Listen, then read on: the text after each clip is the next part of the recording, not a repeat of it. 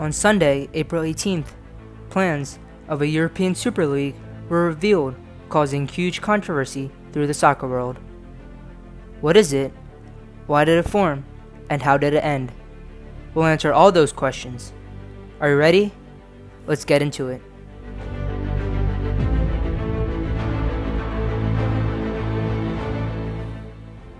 The Super League was formed by 6 England clubs: Manchester City, Manchester United, Arsenal, Liverpool, Tottenham Hotspur, Chelsea; 3 Spanish clubs: Barcelona, Real Madrid, Atletico Madrid; and 3 Italian clubs: Juventus, Inter Milan, and AC Milan. Big clubs like PSG, Bayern Munich, and Borussia Dortmund declined the invite. This project was led by Florentino Perez, who's the president of Real Madrid, Joao Glazer, who's the owner of Manchester United, and Andrea Agnelli, the chairman of Juventus.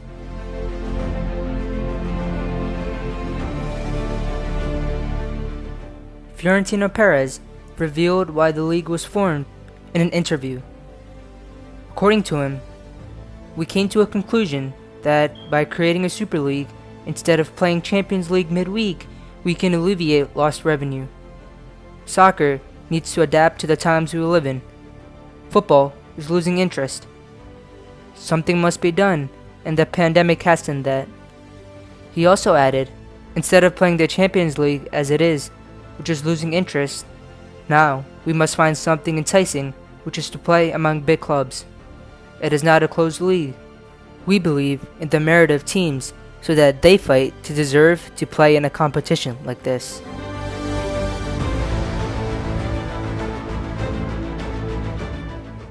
So there are 15 founding clubs and 5 extra clubs that will be chosen based on prior year's performance, equaling a total of 20 teams.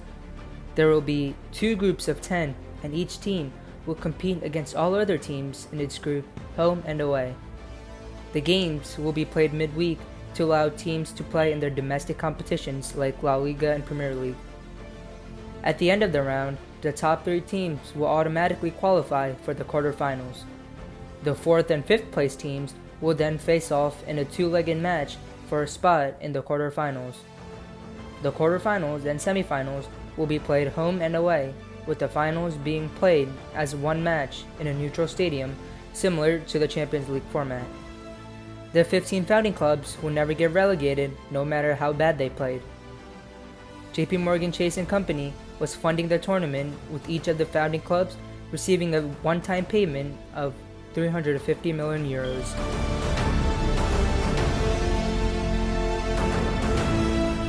Almost everyone who publicly spoke about the ESL criticized the tournament. There are many reasons why. The first is that it creates a somewhat closed league that only elite clubs can participate in. For example, West Ham and Leicester City, who are relatively smaller clubs, are doing great in the Premier League. But with the Super League, it's kinda pointless because they aren't guaranteed a spot in the tournament. Another reason is that no matter how bad one of the 15 founding clubs do, they will never get relegated. Fans especially are mad because they see their clubs as not listening to them and instead being greedy for more money.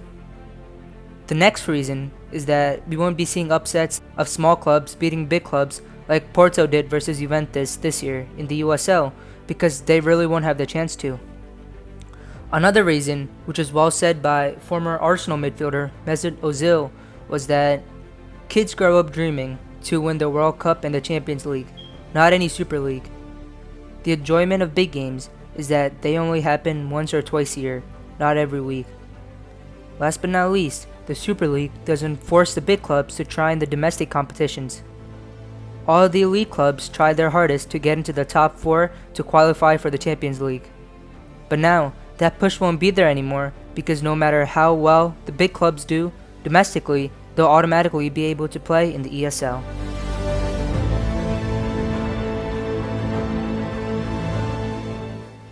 The president of UEFA, Alexander Cheferin, stated, "The players who will play in teams that might play in the closed league will be banned from playing in the World Cup and Euros. They could not represent national teams in any matches. We didn't know we had snakes working so close to us, but now we know. We have the English FA, Spanish Federation, Italian Federation, the Premier League, La Liga, Serie A, and FIFA anonymous in opposition to these cynical plans, which are completely against what football should be. We are all united against this nonsense of a project. On Tuesday, April 20th, Chelsea FC first opted out of the ESL. Then all the other clubs started dropping out too. At the time of this video, only Barca and Real Madrid haven't dropped out. Barcelona are apparently going to hold a referendum with their fans to let them vote if the club should participate in the league or not. In a twist of events, Florentino Perez recently stated that the project is on standby. No one has paid. The 12 are still there. They haven't left. We signed a binding contract after a lot of work.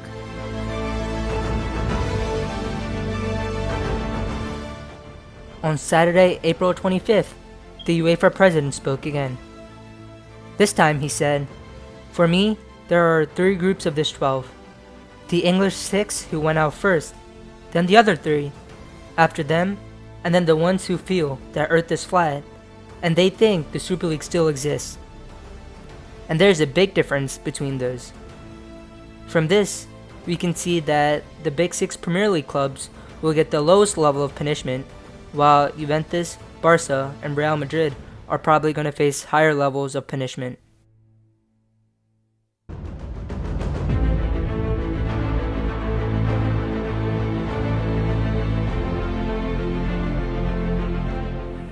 What the big clubs are all asking for is fair.